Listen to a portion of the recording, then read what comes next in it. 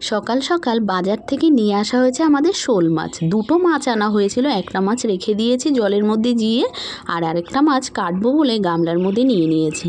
Hello everyone, welcome back to our another mini blog. পিসি এখন মাছটা কাটবে বলে নিয়ে যাচ্ছে। দেখো মাছটা ধরার সঙ্গে সঙ্গে লাফিয়ে নিচে পড়ে গেল। আমার তো জ্যান্ত মাছ ধরতেই ভয় লাগে। পিসি এখন চলো মাছটা কেটে নিয়ে আসুক, তারপরে আমি রান্নার জন্য ঘরে গিয়ে সমস্ত কিছু গুছিয়ে নেব। মাছ কাটা ধোয়া কমপ্লিট, নুন হলুদ মাখিয়ে আমি মাছটা রেখে দিয়েছি। আর এইদিকে আমি কড়াইতে রসুন ফোড়ন দিয়ে ভেজে নিচ্ছি কলমির শাক। কলমির শাক খেতে কিন্তু বেশ ভালোই লাগে, আমার খুব পছন্দের একটা শাক। তারপরে আমি চলে আসলাম মাছ ভাজা করতে। নুন হলুদ মাখানো মাছটাকে আমি উল্টে পাল্টে ভেজে নিচ্ছি। তাড়াতাড়ি করে রান্নাটা কমপ্লিট করে নিয়ে আমি পাক্কুবুড়িকে নিয়ে যাব হচ্ছে স্কুলে। ওর আজকে পরীক্ষা আছে। দেখো পরীক্ষা শেষ, এখন আমি ওকে নিয়ে বাড়ি যাব।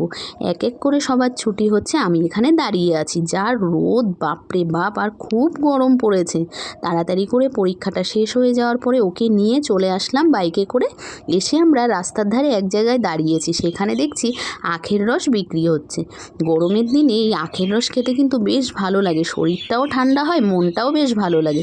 পাক্কুবুড়ি তো এখানে বসে পড়লো, তার সঙ্গে নিয়ে নিলাম দেখো দই, আবার একটা ওআরএসের জলও কিনে নিয়েছি।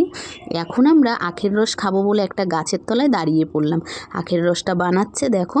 তারপরে পাক্কুবুড়ি আর আমি দাঁড়িয়ে দাঁড়িয়ে তোমাদের সাথেও একটু দেখা করে নিলাম। তারপরে আমাদের দিয়ে দিল ঠান্ডা ঠান্ডা আখের রস। পাক্কুবুড়ি আখের রস খেয়ে দেখো একটা গোপ বানিয়ে ফেললো মোটা করে।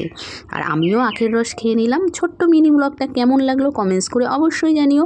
ভালো লাগলে লাইক, কমেন্ট, শেয়ার, সাবস্ক্রাইব আর ফলো করে দিও। Tata, bye bye.